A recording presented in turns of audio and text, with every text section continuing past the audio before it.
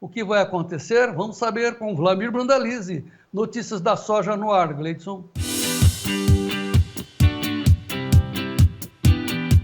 Notícias da soja com Wlamir Brandalize. Apoio Copavel, um show de cooperativa. Wlamir Brandalize, muito boa tarde. Boa tarde, João Batista. Boa tarde a todos. Quando você fala, temos que ver a floresta, não só a árvore, é o caso de hoje, né? Porque de repente você olha a soja e fala, ué, aí você fala, não, mas a floresta é o trigo, é isso, Wlamir? Como é que está o mercado?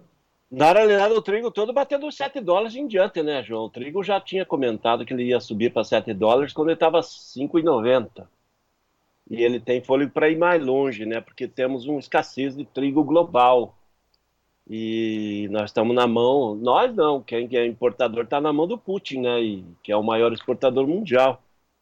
Então, o trigo forte, automaticamente ele dá fôlego para milho, para soja. Olha, a soja ele pega carona nesse momento, né, João? Porque o mercado está na expectativa, porque o relatório do USDA de plantio vem às 5 da tarde e novamente teve muita chuva aí no fim de semana nos Estados Unidos. Isso pode ter limitado o ritmo do plantio, né? Vamos ver os números que saem. Se realmente voltou a limitar o plantio, talvez nós vamos ter mais alta de soja amanhã. Mas ele está muito vinculado ao que vier do plantio americano. Pois é, esse relatório de plantio, de intensidade de plantio, velocidade de plantio por parte dos Estados Unidos, vai ser divulgado pelo SDA às 17 horas, horário de Brasília, e nós estaremos atualizando para o senhor, para a senhora, esses números no nosso Clube do Tempo e Dinheiro. Mais uma vez, Gleidson, vamos aproveitar e pedir para o pessoal ingressar no clube, porque você sendo assinante, você nos ajuda a falar cada vez mais alto, fazendo um programa melhor do que estamos fazendo, e você, em troca, recebe o melhor serviço de informação em tempo real do agro brasileiro, comandado pelo Giovanni Lorenzon. Então, entre no Clube dos Assinantes, que é o 199-9813-2915, 199-9813-2915, porque, entre outros trabalhos que nós oferecemos para você, desde das 6 da manhã, 7 da manhã, até ao longo da noite, hoje, por exemplo, vamos atualizá-lo com relação aos números da velocidade de plantio dos Estados Unidos, e isso é fundamental para os preços, né, Wlamir? João, ele é importante porque a soja tem mais tempo a plantar, né? Mas o milho, a janela ideal do milho americano é até o dia 20, né? Depois do dia 20 vai ficando mais os estados do sul do país, né, João? Então, é importante ver. E a soja também, se ela conseguir plantar a maior parte dela antes do fim do mês, ela vai escapar do período que eles temem, ali, que é mais crítico, que é o meio de julho, final de julho e começo de agosto, ali, que é um período quente e é um período que causa problema. Então, eles querem estar com a soja plantada cedo para, nesse momento ali, já estar enchendo o grão e já sem problemas. Então, é por aí, João. Por isso que é importante o plantio deles estar acelerado, para eles conseguirem manter potencial produtivo alto, né, João? Se eles atrasar o plantio, automaticamente perde, né, a produtividade. Os preços estão subindo. Gleidson, por favor, coloque na tela em tempo real os preços de Chicago e Nova York, porque você vai ver aqui o ampliado das bolsas. Você vai ver que olha, a soja está subindo 0,82, pegou um repique agora, 12,28, o Branda. Em tempo real, o julho, $12,28 o bushel, o milho sobe 1,15%, e o trigo sobe quase 3%, realmente em linha com o que você falou. E amanhã nós teremos o relatório aqui do Brasil, da Conab, é isso, Wlamir? Exatamente. Daí vamos ver o que a Conab traz aí da safra brasileira, né? Agora talvez números mais ajustados, talvez já tenha algum número novo aí com relação à safra do Rio Grande do Sul, né? Que antes era esperada quase 23 milhões de toneladas, e eu acho que vai vir aí perto de uns 20 milhões, porque já foi colhido a maior parte da safra gaúcha também, né? Então, a gente tem que ver o que vem pela frente. Eu estava conversando com o pessoal lá no sul agora há pouco e voltou a chover muito lá em muitos lugares. E o pessoal apontando que quem tem soja no campo já não colhe mais nada, né? A situação complicou muito, né, João Batista? Bom, assim, o pessoal também tem, os nossos amigos não perdoam, né? Você falou voo de galinha, que era na sexta-feira. Esse aumento é um voo de galinha que vai aterrissar logo. parece que o voo é mais longo, Brandalize. Vai aterrissar ou vai continuar batendo asas? Mas ele subiu pouco, né, João? Ele estava 12,10, 12,20, ele está na mesma coisa, não mudou nada. Ele foi para cima um pouquinho e agora ele está 12, 12 e pouquinho. Tá, mas é Quem está importante subindo duas. é o trigo. O trigo está subindo, sim. O trigo Sim, era 6 e agora está 7, né? sim, mas é importante duas perguntas. Qual é a perspectiva, no seu entender, né? E por quanto tempo? Se é a tendência, né? A questão é o seguinte, João. Se o trigo realmente consolidar patamares acima de 7 dólares, 7 dólares e meio, ele vai dar argumento positivo para a soja também. E aí a soja dificilmente vai baixar lá para os 11 dólares, que nem tinha indicativos, né? Então, esse apoio do trigo é muito importante frente à possibilidade de queda que possa vir aí na sequência da soja, porque a hora que o plantio americano ganhar ritmo e a condição tiver normal por lá, esse fator vai ser negativo. Não está faltando soja. O relatório do USDA também mostrou isso. Então, mesmo com perdas que a gente está tendo, safra da Argentina ainda tem a maior parte para colher, então a safra vai chegar. Isso que vai pesar, né, João? Quando chegar a safra da Argentina no mercado também vai pesar, pressionando o mercado. Bom, daqui a pouco eu vou falar com o Maurício Bellinello, que é especialista em bolsas, para saber se faz uma call, né, participa da alta, ou segura esse preço, faz uma put, porque ele está ali, vai, não vai, né, tá indefinido, mas para Vossa Senhoria, que é o especialista dentro da porteira, eu tenho que perguntar, está na hora de vender um pouco, Olha, já fixar, está fazer na o hora de quê? fazer média, porque nós já estamos aí indo para o meio de maio. E em um mês nós vamos ter muito milho em colheita. Em um mês e meio nós vamos ter muita disputa nos portos aí para carregar milho e soja.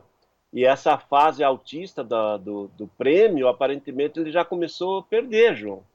Dá para ver que os prêmios do ano que vem, em fevereiro e março, também já estão inferiores. É sinal de que o mercado sabe que vai ter dificuldade de embarcar o milho que tem programado e a soja que está disponível, e tem muita soja para negociar. Então, o mercado comprador sabe disso, né, João? Então, ele não teme que o mercado vá disparar justamente porque tem soja e tem o problema dos portos. Então, esse é o gargalo dos produtores, né? Se a gente tivesse fluxo fácil de porto, o mercado seria mais tranquilo. E aí sim, É. o apoio do trigo daria mais fôlego ainda, né? Agora é impressionante a volatilidade desse mercado, né? Tem gente que acha que o uso de uma piada, como está escrevendo aqui um amigo nosso aqui, o Gilberto AG. Relatório do USDA é uma piada, mas o mundo todo segue, Gilberto. E aí tem essa volatilidade para pegar, assegurar antecipadamente o que nem foi plantado, assegurar no futuro, assegurar no papel. E nós temos que fazer a mesma coisa. O Gleidson, mostra para a gente em tempo real como é que está o vencimento julho. Vejam aí com a volatilidade. Olha o gráfico à direita. Pode puxar, Gleidson. O julho em tempo real. Não, não. Julho, tempo real. Volta lá. Essa é a bolsa. Não, também não. Eu quero o gráfico.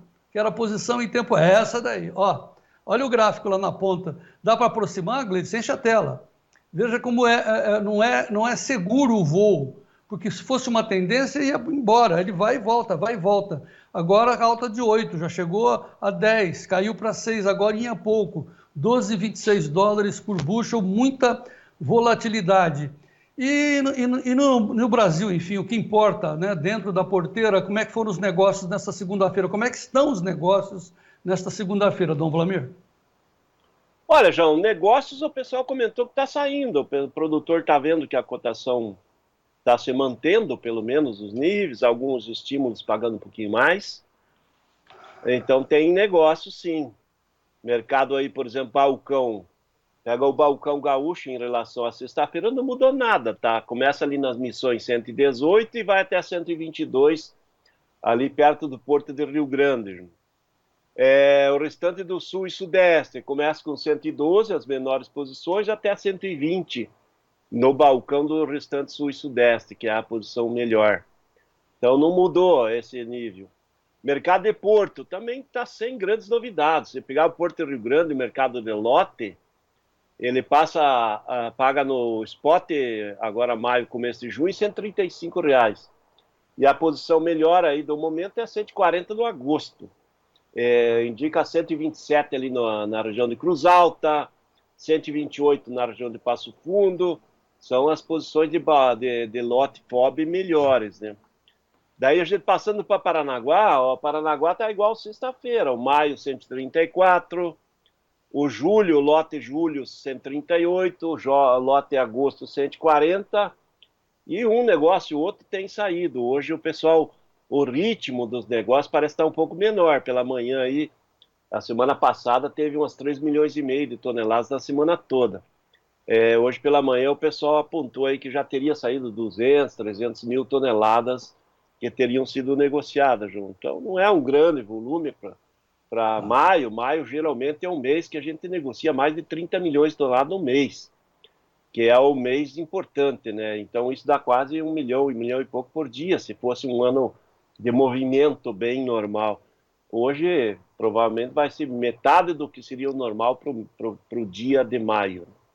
Tá, mas vamos medir o voo da soja ou o voo da galinha olhando os prêmios nos portos. Lá na frente a gente vai saber se o voo tem tendência ou aterriza. Olha, João, os prêmios, eles estão patinando, porque hoje você pega aí o comprador no junho, ele quer pagar 5 acima, o vendedor fala em 25 acima, mas não gira. O julho, o comprador quer pagar 20 acima, e o vendedor quer 45 acima, também no vendedor não gira. E o agosto, 30 acima do comprador e vendedor quer 70. O vendedor se mantém num patamar mais alto, mas aparentemente os negócios têm saído mais perto do lado do comprador. Veja a safra nova aí já, fevereiro. Fevereiro, ó, o vendedor quer entregar no máximo no 20 e o comprador quer 50 negativo, né? A semana passada era 40, 40, depois passou para 45 negativo, agora já é 50 negativo no fevereiro do comprador. E o março é menos 30 do vendedor e já o comprador quer menos 70. É sinal que sabe que vai ter bastante soja lá na frente, né, João? Ok, Vladimir, antes de falar de milho, também vamos falar de arroz. Conclua para a gente, então, a sua posição de mercado para esta segunda-feira para o mercado da soja. Olha, João, o mercado está favorável, o produtor tem que estar consciente, não é fator soja que está fazendo soja subir, é fator trigo que está fazendo soja subir. E aí ele sempre ajuda, e se ele continuar em alta, ele vai continuar dando suporte, mas o que vai comandar depois, no final da tarde e o pregão de amanhã em diante, vai ser o relatório de plantio americano, João. Então, nesse momento, o pessoal se apegou bastante e está apostando na alta justamente porque as demais commodities agrícolas, demais cereais estão em alta forte, né? Então, soja ganhando carona. À tarde aí, dependendo do que o USDA trouxer de plantio, muita gente dos Estados Unidos aponta que o plantio andou bem nos últimos dias. Então, quem precisa fazer caixa tem que tomar cuidado que talvez leve um susto amanhã, justamente em função desse relatório de plantio. 40 e tantos anos de experiência, é bom ouvir a voz do Vladimir Brandalize. Brandalize, antes da gente falar de, arroz, de milho, deixa eu falar de arroz, porque o governo Lula, né, junto com o pessoal do MST, o João Stedley, ele só pensa no mal para o agronegócio, ele quer destruir o agronegócio brasileiro. E aí vem esses caras, Vladimir, e defendem a produção do arroz orgânico do MST, que além de ser caríssimo, não significa nada na ordem das coisas. Olha a manchete que nós estamos no nosso site, quem puder, entre no nosso site, Tempo e Dinheiro Oficial, olha a manchete, diz assim, que o arroz do MST equivale a tão somente, Vladimir, a 0,16 da produção nacional do arroz. Quem está apontando isso é a Agriinvest, através do nosso amigo Marcos Araújo, que fez uma coisa tão simples. Pegou a calculadora, viu o número da produção nacional, colocou o número da produção do MCT e chegou nisso, que é quase um pouquinho mais que 1/10 da produção nacional. E aí vem o Lula falar que, olha, que o MST que alimenta o país, cara. Não existe, é uma simples análise, hein, Vladimir Brandalize? João, não é 1/10. Se fosse 1/10, seria um grande volume, João. É 0,16, que nem você colocou. 0,16, bem lembrado. Ele não chegou nem a 0,02, né? Então, E o que a gente vê é a propaganda que eles fazem, o marketing que eles fazem, o que eles gastam em publicidade é muito mais do que vale o arroz, né? Que eles É, produzem. Na realidade, é um arroz importante para quem quer um nicho de mercado, né? O mercado que quer um arroz ecológico, cheio de. pagar mais caro, É marketing, mas isso aí fica ele não bonito na representa fotografia, nada, sei né? lá. Esse arroz, ele é menos. Ele é menor em volume do que o arroz que a gente importa da Itália para fazer o arroz, o risoto por aí dos ricos. Dos ricos. Olha aqui, o Sérgio Braga ouviu na sexta-feira o analista das safras e mercado, o Evandro Oliveira, para tirar dúvidas. Precisa importar arroz? Ouça o que o Evandro fala para o Sérgio. Não há motivos para alarmismo. Ao que tudo indica, teremos uma produção bastante semelhante à de 2023, conforme nós já viemos falando desde o início da temporada. E agora, nesse momento, as informações vão indicando que nós teremos uma produção também bastante semelhante à de 2023, que deve ficar entre 6,8 e 7 milhões de toneladas para o Rio Grande do Sul, e uma safra nacional ao redor de 10 milhões de toneladas, bem ajustada ao consumo, que também gira em torno de 10 milhões de toneladas. E como o presidente falou, as nossas exportações estão extremamente fracas. Desde o início do ano, a única variedade que nós temos exportado são os quebrados de arroz. Nós praticamente não exportamos matéria-prima. Nós praticamente não exportamos também o arroz branco, né? O tipo 1, agulhinha, que nós costumamos a exportar, exportações extremamente fracas, com algumas estimativas já apontando que a gente, com sorte, pode atingir 800 mil toneladas de exportação nessa temporada, enquanto as importações já se previa que nós teríamos uma temporada com importações ao redor de 1,7 até 1,9 milhão de toneladas. Então, nesse momento, não há motivos para alarmismo e, com certeza, um avanço no sentido de ampliar as importações só traria mais desincentivo aos produtores que estão sendo castigados nesse momento. Muitos tiveram grandes prejuízos ou até perderam tudo e não se sabe se devem continuar para a próxima safra. Ô Vladimir, como você vem dizendo, né? Não tem de onde importar. Acho que fica melhor a nossa exortação ao governo Lula para assistir aqui ao Tempo e Dinheiro para tomar a informação correta, né? Devia se preocupar com o milho que nós vamos mostrar que está debaixo, a safrinha está debaixo de uma seca terrível no Paraná, e principalmente com o trigo. Vamos, antes de falar do trigo, vamos mostrar os preços do... Pois não, Vladimir, desculpe. Não, só para fechar essa questão do arroz, João, já que chegou numa situação tragédia gaúcha, está na hora de sentar e dizer, vamos criar uma condição aí de um seguro rural aí para o produtor adequado, que garanta a condição para ele quando tiver problema. Então está na hora, agora chegou a hora. Quando precisar uma tragédia, a tragédia chegou. Então vamos descobrir, vamos criar uma condição de um seguro que dê condição para o produtor plantar e quando tiver uma tragédia dessas inundações, ele não perder, né? Que nem ele está perdendo hoje. Muitos produtores perderam bastante arroz ali, mas a safra em geral, toda ela, a maior parte já está colhida, né? Então, tem pouco arroz no campo, né? Então, agora a safra está nos armazéns e os que foram afetados pelas inundações, armazéns de arroz, também foram poucos. Então, não vai faltar arroz. A questão é que o consumidor vai pagar mais caro porque o próprio consumidor acreditou no governo, aí ou não acreditou no governo e está comprando mais do que deveria, está formando estoque em casa, e quando faz estoque em casa, ele obriga o varejo a comprar mais e puxar o preço, e as cotações sobem, né? A lei da oferta e da demanda. Como disse Adam Smith.